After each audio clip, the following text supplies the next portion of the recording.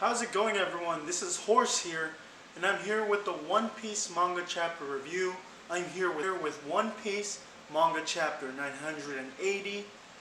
I read the Viz translation. I haven't done a review in so long, and honestly, I just really want to jump into this. Now, in all honesty, this really wasn't much of a chapter. It was pretty short, to be honest. It was only about maybe 15 pages, 19 pages maybe.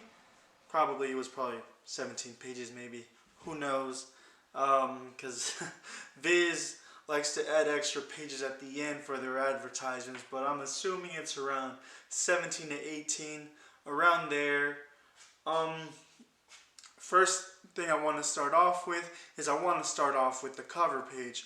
This cover page, we're still on the beige cover story, but after Gotti rescued Lola, of course we all knew it was going to happen.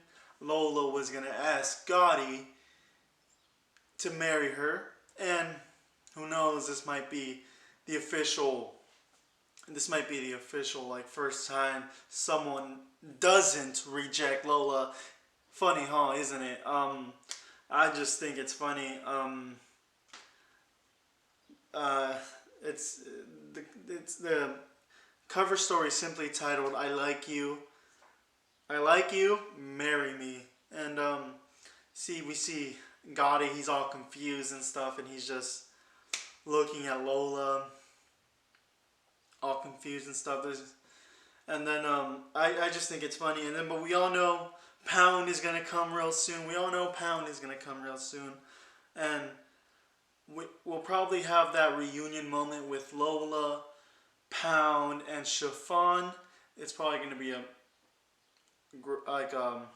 exciting thing. It's gonna be Pound being for his daughters, for maybe Lola's wedding. Who knows? That might be the end to it. Who knows? Honestly, I'm hoping this cover story kind of ends soon. Like it's fun and stuff, but I kind of want to get more into a little more serious stuff. Maybe like the Jinbei stuff we had. Oh, you know what would be cool is after this cover story we have a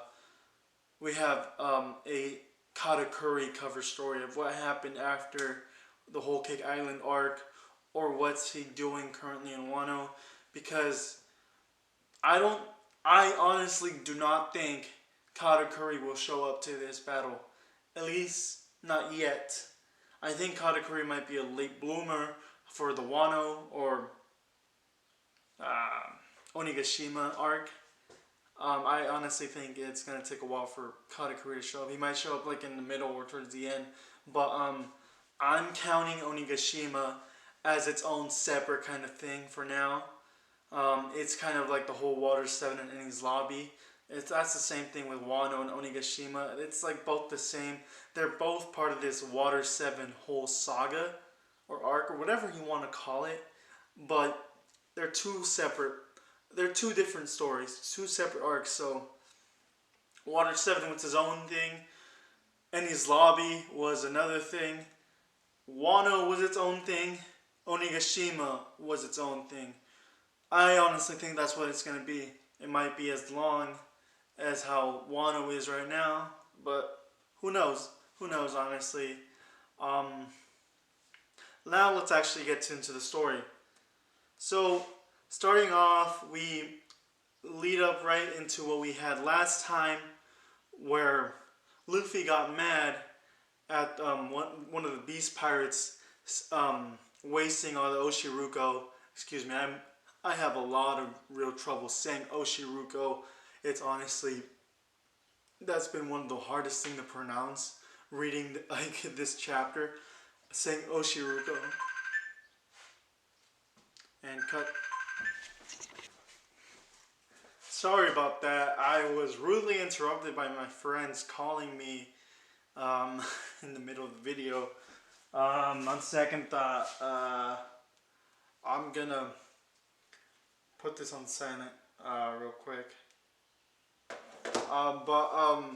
Like I was saying, Oshiruko is pretty hard for me to say, but we get Luffy fucking elephant gunning the shit out of a fucking 100 beast. pirate, bro.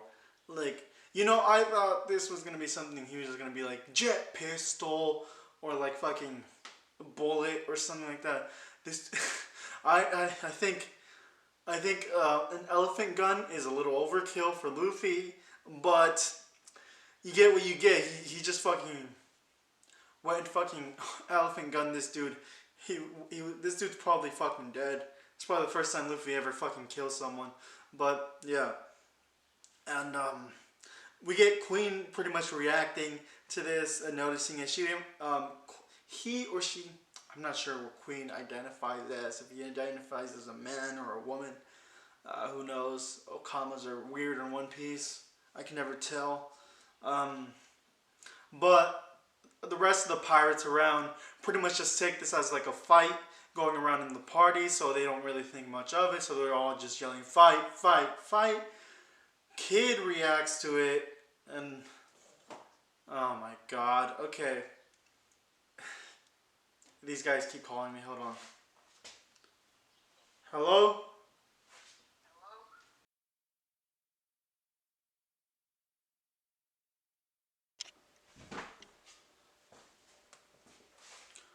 Alright guys, after getting interrupted again, I think I'm good now. I think I won't get interrupted anymore. Hopefully. So Kid notices Straw Hat and he says, "Oh, Straw Hat's just gonna interrupt my plan again," and stuff like that, which I think was funny because Luffy ran after Kid, so Kid doesn't ruin the plan, but here's Luffy going and ruining the plan. This is some classic One Piece fucking comedy, honestly. Then all of a sudden this building slices in half. Who is this? Obviously this is fucking Zoro. And then Zoro apparently, I don't know how he was able to find Luffy, but he found Luffy for something, and Zoro isn't lost. What? What? Zoro isn't fucking lost? This is something that's honestly weird to me. Uh, Zoro not getting lost, but I'm pretty sure he was lost. But we all of a sudden know Zoro can smell alcohol, and he can like chase out alcohol. So that's probably what Zoro's been doing, and that might be the only way he can't get lost. I wonder if Zoro can actually differentiate each different type of alcohol. Like over here, oh, there's some sake over here. Oh, there's some wine over here. Oh, some beer in front of us. Oh, some tequila behind us. I wonder if that's what Zoro's power will eventually lead up to before he's Yonko Commander level for Luffy, or Pirate King First Mate level, Rayleigh level for Luffy. So Zoro and Luffy run off, and APOO notices them, and then he immediately starts taking action. Kid notices APOO here, and he says, "APOO," and then all of a sudden we get this thing with Queen saying, whoever eliminates Luffy or Zoro will get a spot for the Tobiropo, because Queen is planning on killing one of the Tobiropo, or getting rid of one of the Tobiropo anyway, because he doesn't like one of them. Honestly, who knows this could be? This could either be Sasuke or Who's Who. I'm assuming it's one of those two. Probably Who's Who, because Who's Who brought up the question about what would happen if Queen were suddenly out of the picture. So Queen and the Tobiropo obviously don't like each other at all. Who knows who this could be? And so a lot of the headliners are getting very excited about this. And so they start pretty much getting in whole combat mode and everything, getting ready to stop them. And then here's APOO attacking Luffy and Zoro, and all does damage to Luffy. It does damage to Luffy. It knocks him down and stuff like that. I think everyone's been sleeping on APOO. I still don't think APOO's honestly that very strong. But everyone's sleeping on APOO because we honestly haven't seen much of him. And honestly, when we do see him, he's always running away. The only time we ever saw him was in his fight against Kizaru back in Sabaody Archipelago. Archipelago.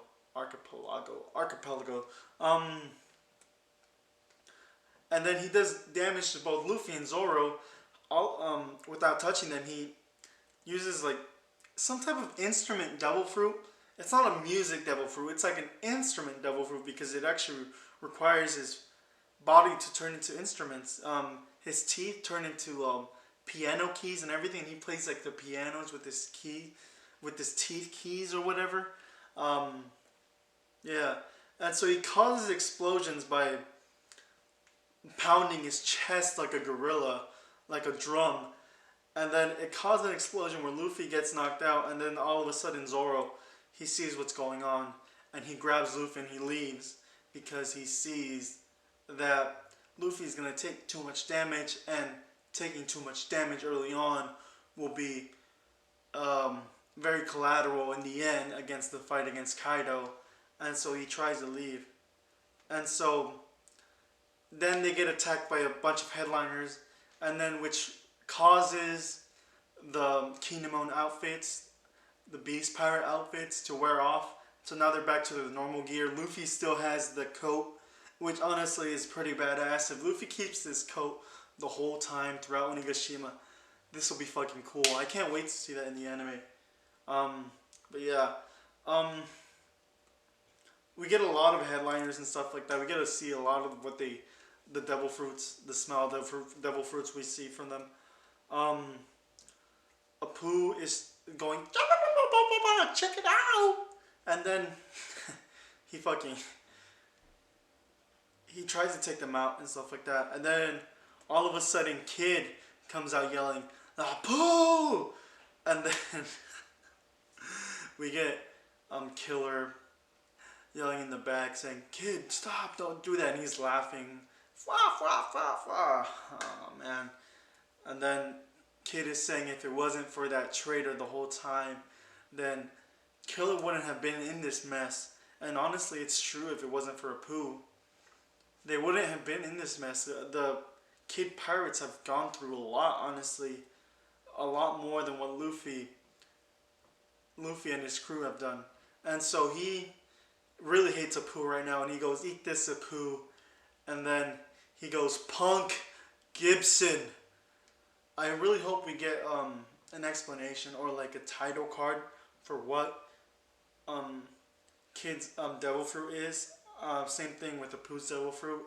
If we get like an actual title for what their devil fruit is called, that'll be great, honestly. That's pretty much the end of the chapter. There wasn't really much for this chapter. It was a pretty short chapter.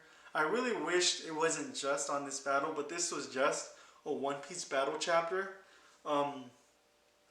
There really wasn't much to it. It was kind of just seeing what APOO's devil fruit actually, how it actually works like. I'm not a big fan of APOO. I think he'll be eliminated pretty quickly. I really hope he gets eliminated in like 1 or 2 chapters. 1 is better. Because honestly, APOO's not very exciting to me. He's just not that exciting. But honestly, we all have to remember APOO is a supernova. So maybe this is Oda telling us to not sleep on the supernovas. But who knows, honestly. But who knows. Overall, that was the end of the chapter. I thought it was okay chapter. I thought it was about a... let me rate this chapter about a 7 or 6 out of 10. I think it was a 6 out of 10. Yeah. Yeah, I didn't really have much fun reading this chapter as much as I normally do. I'm normally not that excited for battle chapters. Unless they're like super, like, life-changing battles, like if it's Luffy and Kaido, or Luffy versus Katakuri and stuff like that, or if it's like the defeat chapters and stuff like that, I think those are the more exciting battle chapters. But this is starting the battle on Onigashima, so this is a pretty important chapter. But honestly, to me, it wasn't that exciting. So yeah, overall, that was it, guys. I hope you guys have an amazing week. Guys, stay safe. This is Horse here, and I'm out. Bye. Peace.